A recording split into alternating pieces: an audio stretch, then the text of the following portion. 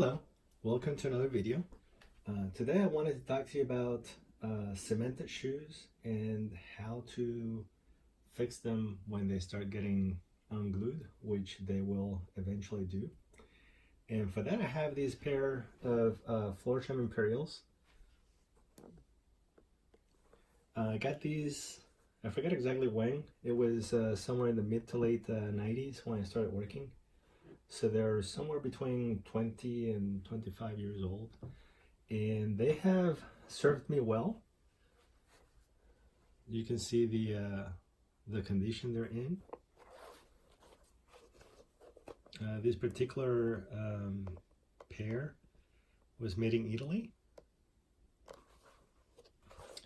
And if you've heard of Florsheim Imperials, they used to be very good. By the mid-90s, as you can see, they're not as good because these are cemented. But the leather was still pretty good, and they have lasted a long time.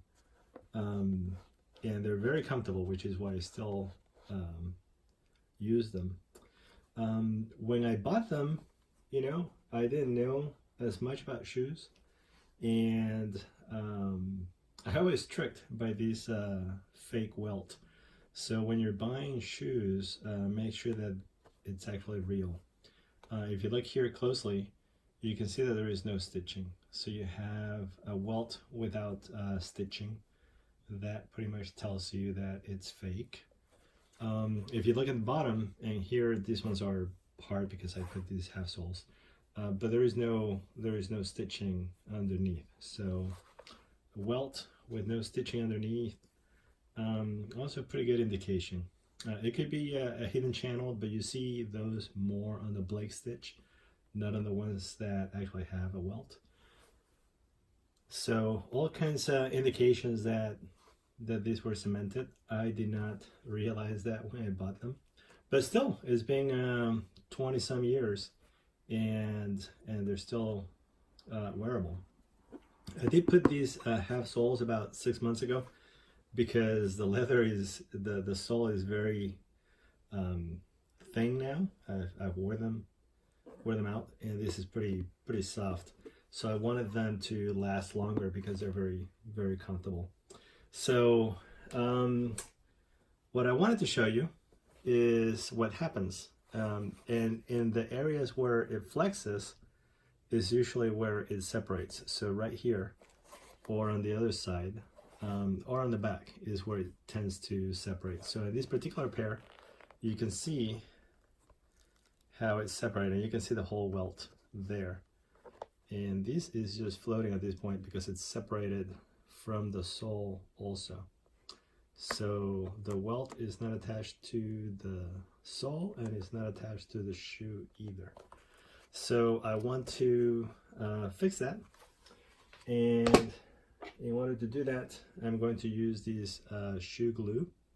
This particular one is made by Loctite, and you can get these at Home Depot, or if you go to your local cobbler, they sell shoe glue as well.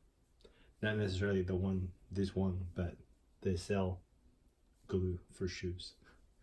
So I'm not going to do everything on the video. I just want to show you the concept. First I'm going to put glue between the sole and the welt, and I'm going to glue that. And once that is dry, I'm going to put glue between the welt and the shoe. So let me do this first.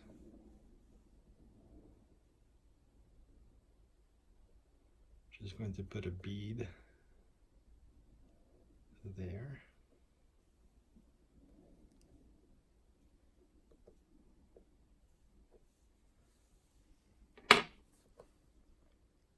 Close that, get rid of the excess, and then I'm going to clamp this.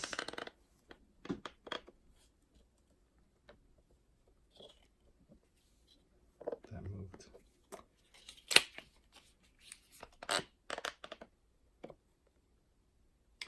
And I'm going to leave that for a good 24 hours. And then I'm going to glue the welt to the shoe, or to the leather upper.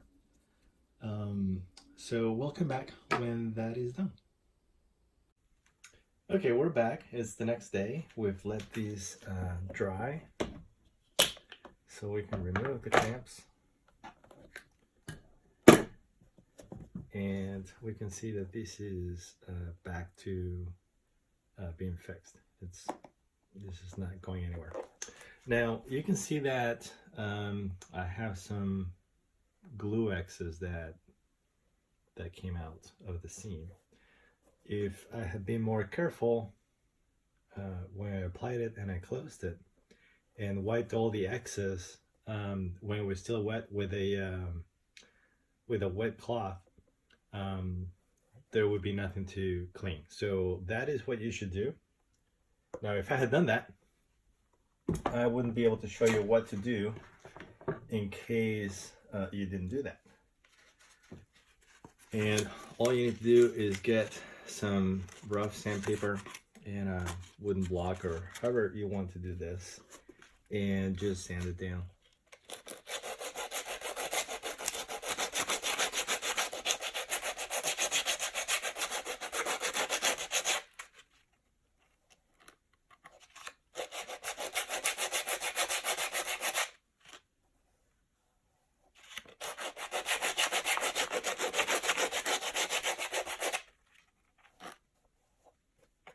Okay, let's do that on the other shoe, which has the same issue. Don't drop your wood block.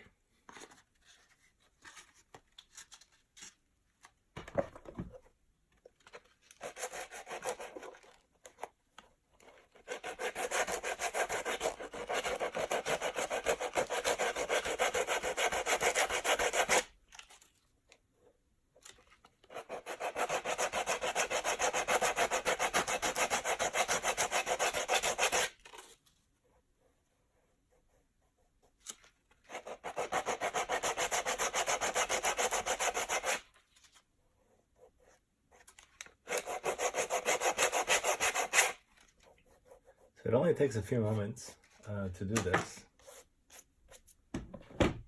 And of course now you need to apply edge dressing. So let's find our edge dressing here. Brown edge dressing. And I always like to have a little rag underneath, because this tends to overflow, just like that. Actually, that is because I had last time that I used it,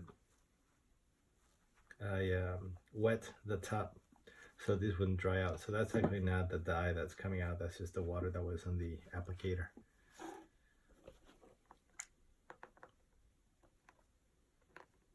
That's the dye going out there.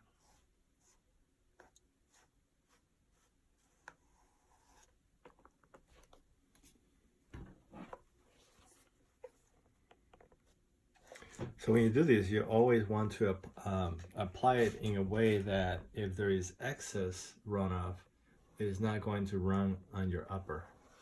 You don't want to apply it like this, because if there's any runoff, it's going to go on your shoe and it's going to damage or ruin your shoe. It's going to be very difficult to remove that. So always do it so that it doesn't fall on your shoe. And since we're at it, we're just going to apply it to the entire bottom, just to give it a refresher. Let's do that to the other shoe.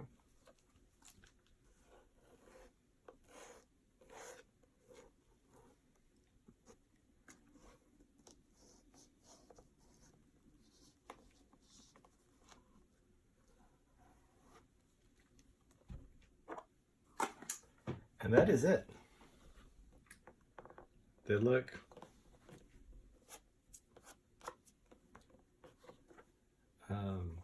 refreshed, and you know, for 20-25-year-old shoes, they look pretty good. So when you're going to go buy shoes, try to get them stitched, either Blake stitch or Goodyear welt. When you see a welt, make sure it's a real welt with a stitch, not like this, which is just fake. That's a indication that it is a cemented shoe. So try to avoid that. But if you do end up with a cemented shoe, then do take care of it. You know, whatever shoe you have, you should take good care of it, and they would last you a long time. And like I said, one thing that you can do to extend the life, because these are known as one and done, because you cannot change the soles, apply new soles. You can. There are a few cobblers who will do that, but most of them will tell you you can't. So you can extend the life by putting sole guards and heel tabs. Okay, well, that's it for this video. If you liked it, click the like button, and if you like the channel, subscribe. Thanks. Bye.